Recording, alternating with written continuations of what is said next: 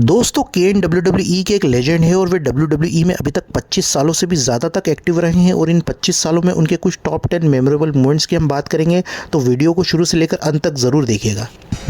दोस्तों अगर आपको इस टाइप का कंटेंट पसंद आता है तो आप हमारे channel wrestling stories and facts को लाइक, शेयर एंड सब्सक्राइब करें और वीडियो को एंड तक देखें।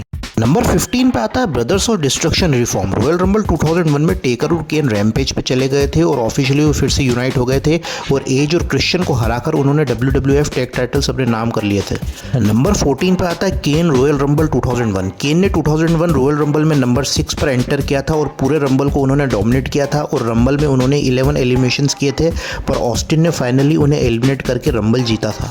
नंबर 13 पे आता है Kane wins the intercontinental title. Judgment day 2001 में केन फेस करते हैं 2 मैन पावर ट्रिप के मेंबर ट्रिपल एच को चेंज मैच में, जिसमें केन का एक हाथ इंजर्ड होता है, लेकिन इसके बावजूद big red machine the game पर भारी पड़ते हैं और ऑस्टिन भी मैच में इंटरफेयर करते हैं, पर फिर भी वे केन को इंटरकॉन्टिनेंटल टाइटल जीतने से नहीं रोक पाते हैं। नंबर 12 पे आता है Kane wins the hardcore WWE championship. Kane ने रेसलमेनिया 17 में रेवन और बिग शो को हराकर हार्डकोर चैंपियनशिप अपने नाम की थी, जिसमें कुछ ओवर द टॉप एक्शन देखने को मिला था। नंबर 11 पे आता है केन वर्सेस फेक केन। दोस्तों 2006 के समय केन की मई 19 स्टोरी लाइन के एंड होने के बाद एक बेहरूपिया केन असली केन को स्टॉक करता है और वो बेहरूपिया केन वेंजेंस पेपर-व्यू में असली केन को हरा भी देता है, पर उसके नेक्स्ट मंडे असली केन नकली केन को नहीं छोड़ता है और उसे पूरी अरीना में पीटता है और बिल्डिंग के बाहर फेंक देता है। नंबर 10 पे आता है the inferno match at Unforgiven. 1998 Unforgiven pay per view का इन्फर्नो मैच एक टेक्निकल मास्टरपीस तो नहीं था, पर उस समय Undertaker versus Kane rivalry peak पर थी। व्यूअर्स ये देखना चाहते थे कि दोनों भाई एक दूसरे को कैसे डिस्ट्रॉय करते हैं।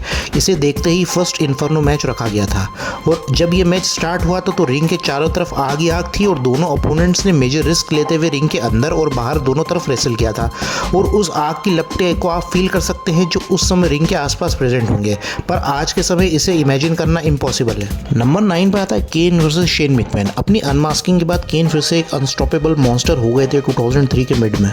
एक बार रॉ के एपिसोड में केन ने लिंडा मैकमैन को टूबस्टोन दे दिया था और शेन मैकमैन और केन का फ्यूड स्टार्ट हो गया था। केन और शेन मैकमैन के मैचेस हुए थे लास्ट मैन स्टैंडिंग मैच, अनफॉरगिवन में, एम्बुलेंस मैच होता है सर्वाइवर सीरीज में। दोनों ही मैच बहुत शानदार और थ्रिलिंग हुए थे जो ओवर द टॉप एक्शन से भरपूर थे और केन यहाँ दोनों मैचेस जीते थे। नंबर 8 पे आता है Kane wins the WWF title. 1998 में जब केन अपने इनिशियल ईयर में थे तो उनका ज़बरदस्त फ्यूड स्टीव ऑस्टिन और अंडरटेकर के साथ चल रहा था।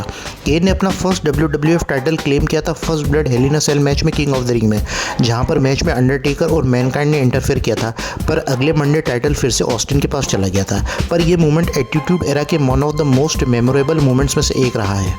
नंबर 7 पे आता है मास्क्ड केन रिटर्न इन 2011। नवंबर 2011 के दौरान WWE कुछ विजिनेट्स को शो करता है जिसमें एक जलते हुए मास्क को बताया जाता है और केन के रिजरेक्शन को टीज किया जाता है। दिसंबर 12 के रॉ के सुपर शो में मार्क हेनरी और जॉन सीना के मैच में मास्क्ड केन रिटर्न होते हैं और सीना पर वे अटैक कर देते हैं और अपने नए मास्क के साथ अब वे फिर से हील हो गए थे और मास्क पहनने का रीज़न केन ने बताया था कि वे थोड़े सॉफ्ट हो गए थे और वे अपने आप को फिर से रेजरेक्ट करके वापस आए हैं। नंबर 6 पे आता money in the bank win in 2010। केन ने 2010 में मनी इन द बैंक को जीता था जिसमें उन्होंने दूसरे 7 कंपटीटर्स को हराया था और money in the bank title को अपने नाम किया था और उसी रात वर्ल्ड हेवीवेट टाइटल मैच में उन्होंने ब्रीफ केस कैश इन किया था री मिस्टीरियो पर, जो पहले से ही जैक स्वैगर के खिलाफ पूरे एग्जॉस्ट हो चुके थे और केन का ये फर्स्ट वर्ल्ड टाइटल विन था।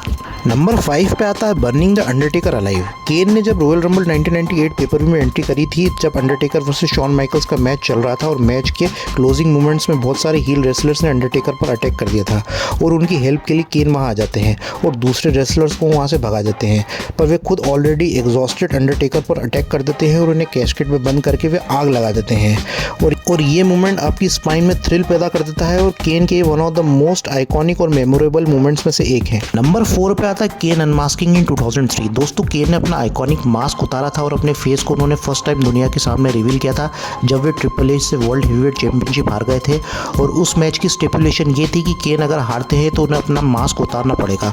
केन वो मैच हार गए थे जिसमें रिक फ्लेयर और रैंडी ऑर्टन ने जमकर इंटरफेयर किया था, पर अपने अनमास्क होने के बाद दुनिया को एक नए केन देखने को मिले थे और वे फिर से डेविल्स फेवरेट डीमन हो गए थे जिसमें वे अपने और ईवल और साइको मैनरिज्म्स को दिखाने लगे थे। नंबर 3 पे आता है केन एंड लीटाज वेडिंग। 2004 में केन और लीटा की स्टोरी शुरू हो गई थी जिसमें केन लीटा को स्टॉक करते हैं, जिसमें उनके बॉयफ्रेंड मैट हार्डी लीटा को केन से प्रोटेक्ट करने के लिए बिग रेड मशीन से भिड़ जाते हैं, पर केन ने मैट हार्डी को हराया था।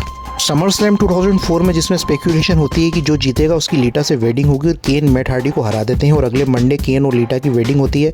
पर वेडिंग में मैट हार्डी केन पर अटैक कर देते हैं और लीटा को भगाने की कोशिश करते हैं, पर केन मैट हार्डी पर फिर से भारी पड़ते हैं और फिर वे लीटा को ब्याह कर किस करके वहाँ से ले जाते हैं। नंबर 2 पे आता है सी नो इविल। 2006 में केन ने एक स्लेशर हॉरर मूवी सी नो इविल में काम किया था, जिसमें वे एक स्लेशर विलन जेकब्स गुडनाइट के रोल में दिखे थे, जो बहुत ही खतरनाक सीरियल किलर होता है। सी नो इविल ने बॉक्स ऑफिस पर एवरेज बिजनेस किया था और इसके बाद में 2014 में उसका एक सीक्वल भी आया था सी नो इविल 2 के नाम से। नंबर 1 पे आता है डेब्यू ऑफ केन। 1997 के स्टार्ट से अंडरटेकर के मैनेजर पॉल बेरर ने अंडरटेकर के पास्ट के डार्क सीक्रेट्स को रिवील करने की धमकी दी थी कि अंडरटेकर का एक पास्ट है जिसमें उन्होंने अपने माता पिता और फ्यूनरल होम को जलाया था और उनका एक छोटा भाई भी है और वो उसको सरवाइव कर गया है और उनका छोटा भाई उनसे बदला लेने के लिए वापस आने वाला है। फिर बैड ब्लड 1997 के iconic first ever hell in a cell match में Undertaker versus Shawn Michaels WWE championship के लिए आपस में भिड़े थे, जो एक एक्सीलेंट 5 स्टार मैच था। और मैच के एंड सेगमेंट में केन की थीम अरीना में फर्स्ट टाइम प्ले हुई थी और केन की एंट्री होती है और केन सेल के डोर को उखाड़ देते हैं और रिंग में आकर वे अंडरटेकर के सामने खड़े हो जाते हैं और उन्हें टोस्टोन दे देते हैं और केन का डेब्यू अभी तक का रेसलिंग के one of the most greatest debut में से एक रहा है।